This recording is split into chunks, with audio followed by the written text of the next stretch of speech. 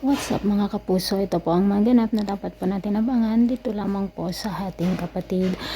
Nagpaimbestiga nga si Chris nang malaman nga po niya na magka-birthday sina magkasing edad sila ni Belle mga kapuso, at pinuntahan nga nila ang ospital na kung saan ay nanganak si Rosel noon, at dito nga nalaman ni Chris na anak nga rin niya pala itong si Tyrone, at magkakambal nga po sila nitong si Belle mga kapuso.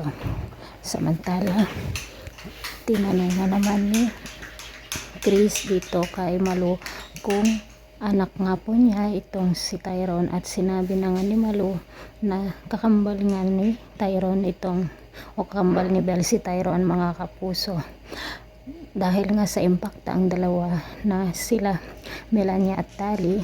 Nasabi nga ni Tali na kailanman ay hahadlangan niya ang pagkakilala ni Belle at Rosel bilang mag-ina, dahil si Rosel na lamang daw ang naiwan sa kanya at hindi siya papayag na maagaw pa ito ni Belle. Samantala mga kapuso, inamin na nga ni Malu dito kay Chris na kambal nga ni Tyrone itong si Belle, at sasabihin nga kaya ni Chris dito kay Tyrone na siya ang kanyang ama, dahil nga nang magkita sila, tinanong ni Chris kay Tyrone kung gusto bang makilala ni Tyrone ang kanyang ama. Ano kaya ang isasagot nitong si Tyrone mga kapuso, dahil nga binibitin pa tayo ng bawat episode dito at pinahahaba pa, kaya hindi pa talaga magkakakilala ang mag-ina at ang mag-ama mga kapuso, dahil nga rin sa alamet itong si Jacinta, kinukulit nga niya si Rosel na kailangan malaman ni Tyrone ang kanyang tunay na ama, dahil nga nararamdaman naman ni Jacinta